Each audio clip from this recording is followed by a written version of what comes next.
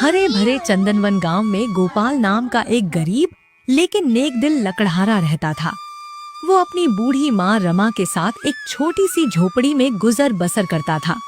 गरीबी उसका पीछा नहीं छोड़ती थी, पर दिल में ईमानदारी और दया भरी थी। अरे ये कैसी जगह है, पानी में तारों जैसी चमक। ये क्या है? चांदी का जूड़ा कितना सुंदर है, किसी राजकुमारी का लगता है। इसे घर ले जाकर रख देता हूँ। गोपाल उस चमकते जूड़े को घर लाया, पर उसने अपनी माँ को बिना बताए चुपके से एक संदूक में रख दिया।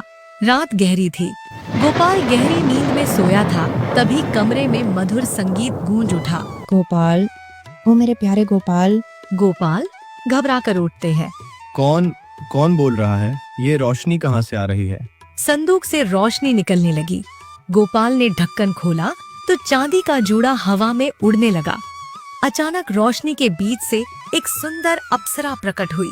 तुम कौन हो और मेरे घर में ऐसे कैसे आ गई? मैं माया हूँ, परीलोक की अप्सरा। मुझे श्राप मिला था और अब मैं तभी मुक्त हो सकती हूँ जब कोई सच्चा दिल वाला मुझे अपनाए। तुमने मेरा जूड़ा उठाकर मुझे अपने जीवन से बांध लिया है। अब मैं तुम्हारी दुल्हन बनकर रहूंगी। ये कैसे हो सकता है? अगर माँ ने तुम्हें देख लिया तो सब हंगामा कर देंगे। अगर तुम सच्ची हो तो कल सबके सामने मेरे साथ चलना। जैसा तुम चाहो गोपाल। इतना कहकर माया पल भर में ओझल हो गई। गोपाल को समझ नहीं आया कि उसने सपना देखा या कोई चमत्कार। अगले दिन जब गोपाल लकड़ियाँ काट रहा था, अचानक वही मधुर रोशनी दोबारा चमकी। पर माया, तुम तो एक परी हो। मेरे जैसे गरीब इंसान के जीवन में जादुई दुल्हन कैसे आ सकती है? प्रेम में सब संभव है गोपाल, पर एक शर्त है। तुम्हें मेरे जादू का राज किसी से नहीं कहना होगा। अगर तुमने ये रहस्य खोला तो मैं सदा के लिए चली जाऊंगी। मैं वादा करता हूँ माया, तुम्हारा राज कोई नहीं जानेगा। और इसी तरह जंगल के उस झरने के पास गोपाल और माया का विवाह हुआ। दोनों गांव लौटे और माँ रमा ने अपनी नई बहू का स्वागत किया। बहुत सुंदर है मेरी बहू, घर में तो जैसे लक्ष्मी आ गई है। माया के आने से गोपाल की किस्मत बदल गई। वो अब लकड़हारा नहीं बल्कि गांव का बड़ा व्यापारी बन गया। लेकिन एक रात जब रमा बहू के कमरे के पास से गुजरी तो उसने जो देखा उससे वो दंग रह गई। ये क्या, बहू हवा में उड़ रही है? हे भगवान, ये कैसी लीला है?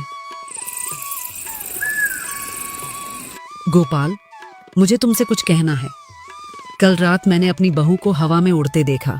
सच सच बता बेटा, बात क्या है? नहीं माँ, आपने गलत देखा। वो तो कुर्सी पर चढ़ी थी, बस मस्ती कर रही थी। नहीं बेटा, एक माँ को कभी गलतफहमी नहीं होती। मुझे सच जानना ही होगा। माँ की ममता देखकर भी गोपाल सच नहीं बोल सका। उसे अपनी पत्नी का वादा याद था। अब गांव का साहूकार जो ईर्ष्या से जल रहा था, गोपाल की सफलता से परेशान था।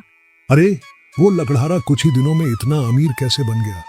इसकी बीवी जरूर कोई जादूगरनी है। मुझे इसका राज पता लगाना होगा।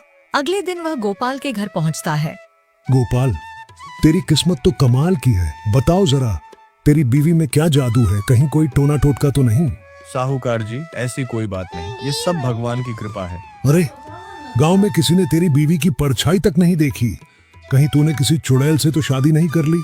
साहूकार की बातें सुनकर गोपाल का खून खौल उठा। गुस्से में उसने सब सच उगल दिया।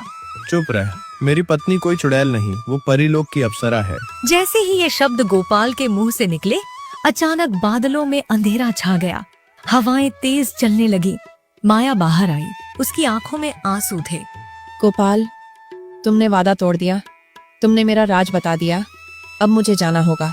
नहीं माया, मुझसे गलती हो गई, मैं गुस्से में था। कृपया मुझे छोड़कर मत जाओ।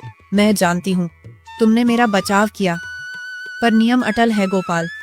अब मुझे परीलोक लौटना होगा। मैं तुमसे प्रेम करती हूँ, सदा करती रहूंगी। माया की आंखों से आंसू बहे और उसका शरीर रोशनी में बदल गया। वो धीरे धीरे हवा में विलीन हो गई। सिर्फ उसका चांदी का जूड़ा नीचे गिरा, जो अब तांबे का हो चुका था।